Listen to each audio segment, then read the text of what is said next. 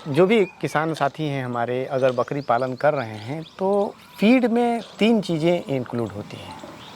एक होता है ड्राई फॉडर, सूखा भूसा, दूसरा होता है ग्रीन फॉडर, हरा चारा, और तीसरा होता है कॉन्सेंट्रेट फीड, कि कार्बोहाइड्रेट भी उसको मिले, प्रोटीन भी मिले, फैट भी मिले, मिनरल्स और विटामिन्स भी हों, साथ में प्रॉपर उसको क्या है सेफ और ड्रिंकिंग वाटर मिले। अब प्रोटीन के सोर्स के रूप में हम खली इस्तेमाल करते हैं।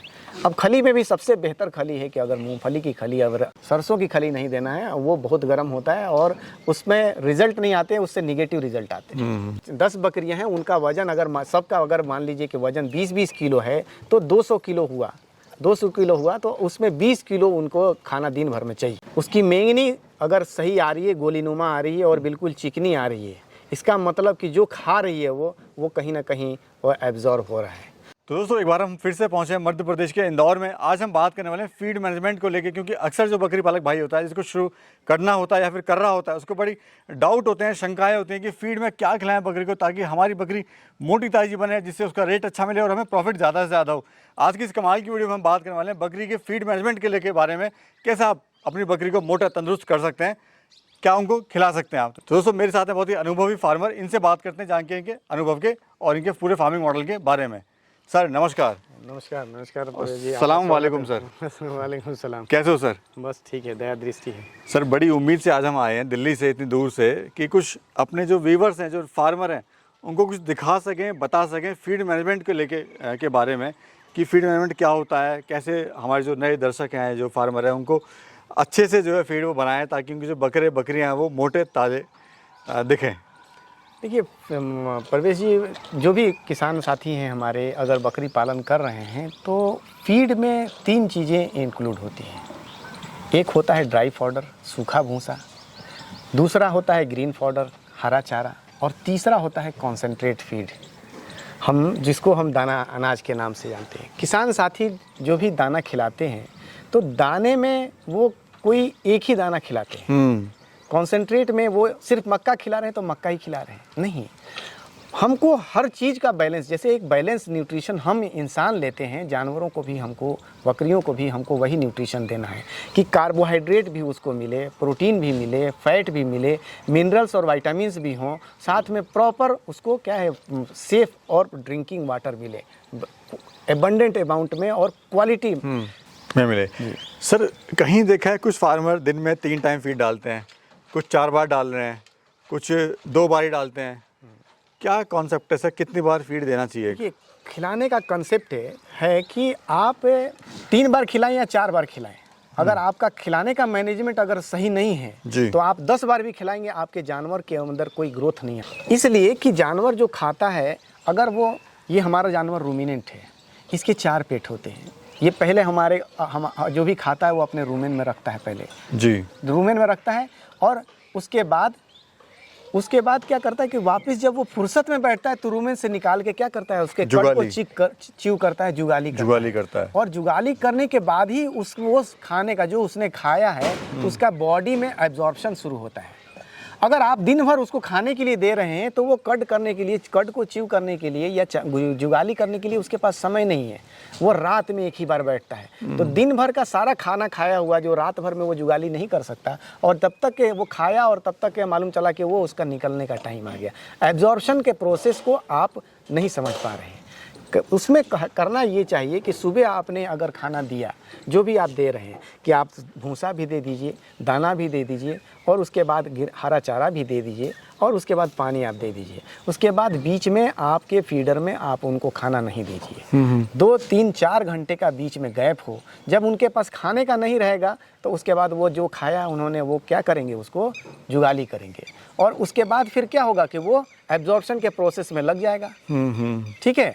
अब उसके बाद 4 घंटे के बाद फिर आप खाना दीजिए, 4-5 घंटे के बाद, 4 घंटे के बाद तो आपने दिया खाना, दोबारा उसने खाया, फिर वो रात के टाइम जब शाम में आप जब जानवर को अंदर करेंगे, फिर दोबारा उसने क्या किया है, उसको जुगाली किया और उसके बाद एब्जॉर्ब किया। तो 5 टाइम के खाना देने से ज़्यादा बेहतर है कि 2 ही टाइम दीजिए, लेकिन बीच में एक गैप बना के दीजिए, कि ताकि वो उसको क्या करे, जुगाली करने का टाइम मिले, उसका बॉडी में उसको प्रॉपर उसका यूटिलाइज कर सके बॉडी उसको, और वो एब्जॉर्ब कर सके। एक चीज़ सर हमने और देखी है, कहीं कहीं पर पूरा दिन बकरियां खाती रहती हैं, यानी जो बच जाता है उसको उठाते नहीं है फार्मर, वो चल कुछ ना कुछ खाती रहती हैं और कहीं पर एक टाइम में ख़त्म हो गया, हटा दिया उसको। तो क्या सही है, दोनों में से क्या सही है? देखिए, गैप देना जरूरी है। गैप इसलिए कि अगर वो खाती रहेगी तो बॉडी के अंदर एब्जॉर्प्शन की प्रक्रिया जुगाली वो नहीं करेगी, और जुगाली अगर नहीं करेगी तो एब्जॉर्प्शन की प्रक्रिया, तो जो बॉडी में तभी लगेगा वो खाया हुआ अनाज जब वो बॉडी में उसको एब्जॉर्ब करेगी। एक चीज़ सर हम और देख रहे हैं, जो अच्छे फार्मर है, बड़े लेवल पे काम कर रहे हैं, वो फीड खिला रहे हैं बकरियों को, हरा चारा भी दे रहे हैं, सूखा चारा भी दे रहे हैं, साथ में फीड भी दे रहे हैं। लेकिन अब बात आती है जो हमारा गरीब किसान है वो फीड कैसे खिलाए? देखिए, अगर वो पेलेट जो एडवांस लोग हैं वो पेलेटिंग के फॉर्म में फीड दे रहे हैं या जो रेडीमेड फीड आता है उसको दे रहे हैं, लेकिन अगर आम किसान है तो वो उसको मालूम है, इसलिए कि ये बकरी पालन ट्रेडिशनल मेथड से हर आदमी जानता है। हर घर में बैकयार्ड फार्मिंग के रूप में बकरी पालन होता रहा है। कोई ऐसा घर नहीं है जिसके घर में आज से 10 साल 20 साल पहले गाँव में जब रहते थे तो बकरी नहीं पाली जाती थी। जी। तो वो खिलाता था, और उसके यहाँ जानवर इसलिए बहुत अच्छा रहता था कि घर के 10-20 आदमी ज्वाइंट फैमिली होती थी।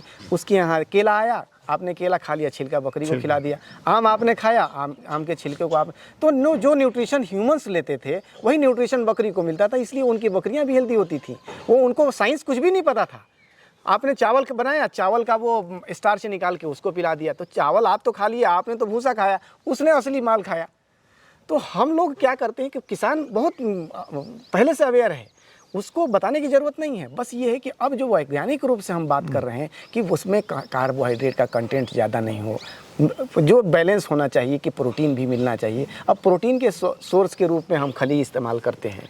अब खली में भी सबसे बेहतर खली है कि अगर मूंगफली की खली अगर वेट बढ़ाना है तो प्रोटीन देना पड़ेगा। प्रोटीन मसल्स बनेंगे, मसल्स बनेंगे। वो सेल्स के फॉर्मेशन और रिपेयर और मेंटेनेंस के लिए वही रिस्पॉन्सिबल है। तो क्या दे सर प्रोटीन में? प्रोटीन में आप खली दीजिए। खली किसकी? खली सबसे बेहतरीन खली मूंगफली की खली है, यानी जो तेल निकल जाता है, उसका जाता है DOC जो बोलते हैं, डिआइड केक जो होता है, उसको आप दीजिए। मूंगफली की खली सबसे बेहतर है। उसके बाद अगर नहीं है तो दूसरी है, सरसों की खली नहीं देना है। अच्छा, सरसों की खली नहीं देना है, वो बहुत गर्म होता है और उसमें रिजल्ट नहीं आते, उससे निगेटिव रिजल्ट आते हैं। क्योंकि कहते हैं कि अगर प्रोटीन की बात करें खाने तो बादाम, और बादाम के लगभग बराबर होता है मूंगफली के अंदर बिल्कुल प्रोटीन। तो यानी गरीब का जो कह सकते हैं बादाम, वो मूंगफली है। मूंगफली है, और इसकी खासियत ये है कि इसके अंदर प्रोटीन ही सिर्फ नहीं है, फैट भी है।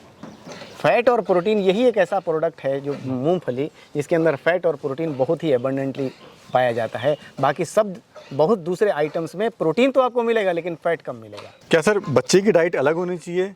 प्रेग्नेंट फीमेल की अलग होनी चाहिए, फीमेल की अलग होनी चाहिए और मेल की अलग होनी चाहिए? सबकी अलग होनी चाहिए। कहीं पर हम देखते हैं सबको एक जैसी दिया जा रहा है। सबको एक चाहिए, सबका फीड है। जो बॉडी वेट है उसका 10% उसका फीड होता है।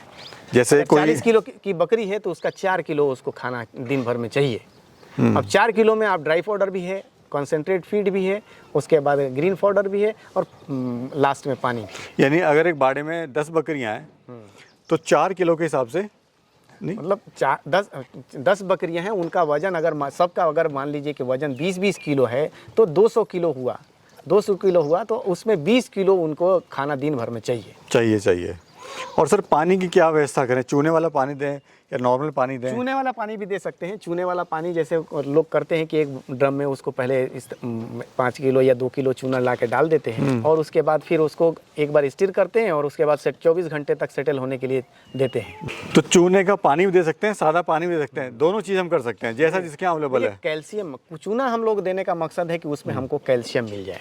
जी, ठीक है ना, कैल्शियम मिल जाए। और कैल्शियम के लिए हमारे पास और भी बहुत सारे सोर्स हैं, उसमें चूना एक बहुत ही ऑथेंटिक सोर्स है। सर एक चीज़ मैं और जानना चाहूँगा कि बकरी पालक भाई कैसे ये पहचान करे कि मेरी जो बकरी है स्वस्थ है, और जितना मैं खिला रहा हूँ यानी FCR फीड कन्वर्जन रेशियो, वो कैसे पता लगा है सर कि जो खिला रहा हूँ वो सही दिशा में जा रहा है? वो उसकी मेंगनी से पता चलेगा। उसकी मेंगनी अगर सही आ रही है, गोलीनुमा आ रही है और बिल्कुल चिकनी आ रही है, इसका मतलब कि जो खा रही है वो कहीं ना कहीं वो एब्जॉर्ब हो रहा है।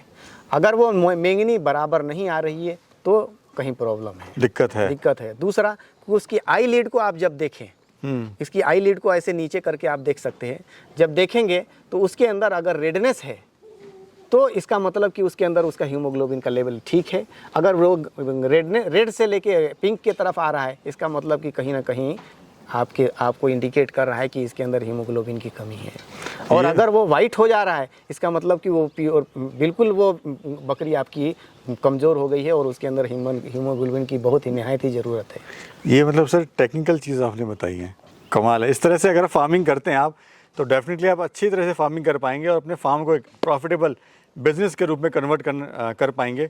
बाकी सर ट्रेनिंग भी कराते हैं, आप ट्रेनिंग भी ले सकते हैं, नंबर भी सर का मैं दे दूंगा। सर ट्रेनिंग वाला थोड़ा सा बता दीजिए। मैं हमारे यहाँ मालवा गोट फार्म का मेरा एक अपना चैनल भी है, जिस पे आप बहुत सारी वीडियोस मैंने डाल रखे हैं जो बिल्कुल प्रैग्मेटिक अप्रोच पे हैं, कि जो मैं करता हूँ वही चीज़ें बताता हूँ। और दूसरा कि हमने भारत सरकार द्वारा मेरा जो मालवा गोट फार्म है ये अप्रूव्ड फार्म है, जहाँ पर मैं ट्रेनिंग करा सकता हूँ। और अभी हाल में ही NSDC national skill development corporation से मेरे फार्म को अप्रूवल मिला है। तो हमारे यहाँ का जो सर्टिफिकेट है वो पूरे इंडिया में कहीं भी मान्य है जी। और 5 दिन का ये रेसिडेंशियल ट्रेनिंग में हम कराते हैं, जिसमें लैंड का सिलेक्शन, फीड का management, hygiene management, health management, vaccination और सीजनल वेरिएशंस, लेबर मैनेजमेंट और fodder management, green fodder management, ये सारी चीज़ों के बारे में एक 5 दिन की पूरी क्लास होती है जिसमें आपको बताया जाता है। और एक विशेष क्लास होती है कि AI के ऊपर, कि AI का एक कंप्लीट एक्सपोजर 3 घंटे का दिया जाता है उसमें, कि आर्टिफिशियल इंसेमिनेशन तो कैटल इंडस्ट्री के अंदर बहुत ही आम हो चुका है, अब कोई बुल नहीं रखता है, लेकिन बकरी के अंदर अभी ये प्रचलन में नहीं है। तो उसको प्रचलन में लाने के लिए केंद्रीय बकरी अनुसंधान संस्थान ने ट्रेनिंग देना शुरू किया है इस संबंध में, और मैंने वहीं से ट्रेनिंग प्राप्त करके इसको मैं आप लोगों तक पहुंचाता हूं। बहुत बहुत शुक्रिया सर, धन्यवाद। बहुत अच्छी जानकारी आपने दी, शुक्रिया सर, थैंक यू।